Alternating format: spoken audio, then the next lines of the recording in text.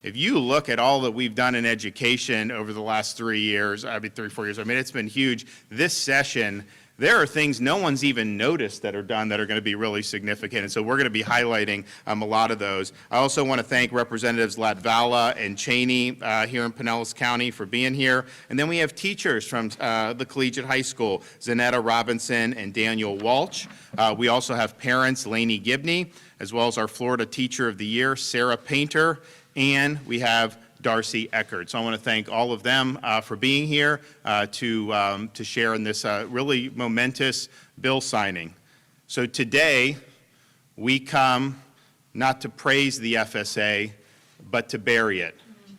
We are here today with legislative leaders to officially eliminate the FSA from the state of Florida. Now, 6 months ago, I announced legislative proposal to replace the FSA with progress monitoring.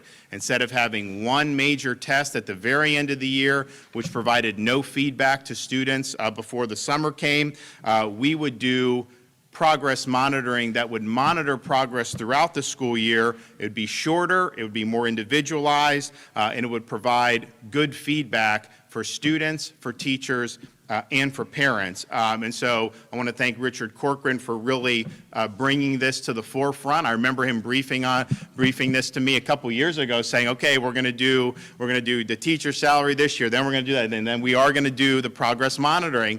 And basically what he was doing was looking to see what has worked best in different school environments, and this type of assessment was much more effective than kind of the big study for weeks, all the marbles on the last test, and then adjourn for the summer. And so we think this is going to be an improvement in the state of Florida. You know, we needed some tool to be able to assess, and we do believe in accountability. We're going to continue to do that because it's important to have high standards. At the same time, if you look at what's been innovated, you look at new technology, we can get the same information from the FSA in a much shorter period of time and in a way that provides really quick feedback for parents, teachers, and students. And we want the parent to be able to be involved in this, to get that feedback alongside the teacher, and then both can work to help remediate if students, in fact, need that. Now, under the FSA, students, parents, and teachers would receive the results after the school year. Well, it was too late to do anything about that. How are you going to remediate if you see problems when people are already out for the summer? The FSA doesn't give parents and teachers room to have those important conversations about what is best for the child's education.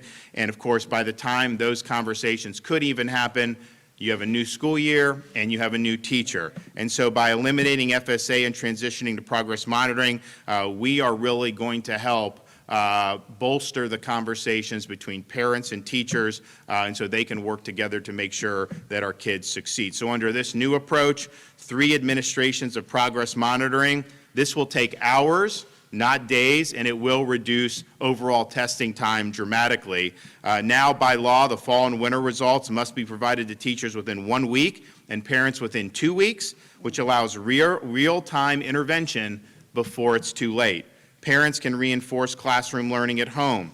The spring results must be provided to students, parents, and teachers within 1 week. We know this works because most schools that have used progress monitoring in early education have done so successfully. And so here's how we're going to implement this change. This school year, for the class of 2022, everyone in 2022 spring, this will be the last time the FSA is administered in the state of Florida. Next year, Florida will become the first state in the nation to do a full transition to progress monitoring to inform school accountability. The 2022-23 school year will serve as a new baseline for school accountability, a, quote, hold harmless transition year, and school grades will resume the following year. This will happen while maintaining the successful components of Florida's accountability system that has seen Florida students grow and that has seen achievement gaps close over the last 2 decades. Now, nothing in this legislation is going to change the fact that schools will be graded, and it will obviously, the results of the tests are going to be the results of the test, and we're going to take those results very seriously. But and of course, we're still going to focus on students' readiness and growth. However, we're going to collect and deliver information in less time, more frequently.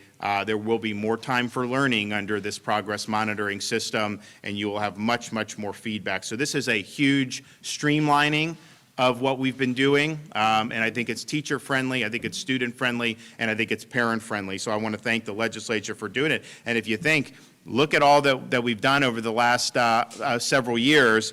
We're right now, the latest Education Week rankings that came out, I guess, last year, has Florida number 3 for K-12 achievement. I think we were maybe in the top 20 4 years ago. Now we're in the top 5. We've done things like take bold moves to eliminate Common Core and replace them with our world-class BEST standards that was devised under the Department of Education supervision. We have invested in our educators, raising the minimum teacher pay to one of the highest levels in the nation. And if you look at what we did in this recent budget, over the last 3 years, we will have over $2 billion in compensation increases for teachers throughout the state of Florida. So that's a huge, huge deal. This year we have historic per pupil funding, which is second year in a row we've done that. And then, of course, you go back, probably one of the most significant things we did, summer of 2020, while people were saying, you know, you couldn't send kids to school, we said, you know what? These are not high-risk environments. We understand the data, but we also understand how disastrous it would be to lock these kids out of school. Every parent in Florida had a right to send their kid to school in person 5 days a week. And we had school districts across this country, teachers rise to the challenge when people were saying that we were doing the wrong thing. Well, now I think you look back a couple years later, the places that lock the kids out of school for a year, 18 months, they did immense damage to these students. And you know where that damage is focusing on? It's focusing on low and working class families. The wealthy students, families who were doing Zoom and part of the laptop class, they would bring in tutors, they'd send their kids to private schools. You actually had lockdown governors and local officials would lock down schools and then send their own kids in person to private schools. That is wrong. And so we made sure that all students in Florida had the opportunity to do that. We're much better off for it. And then we've also doubled down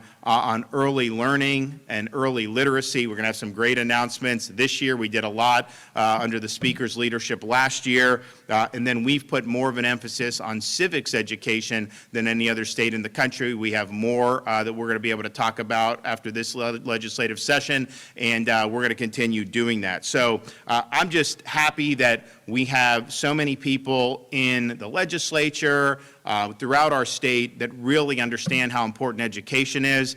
We've worked incredibly hard. We've been able to achieve an awful lot, and you know, this matters, and this matters big time, and it's going to matter not only now but far into the future.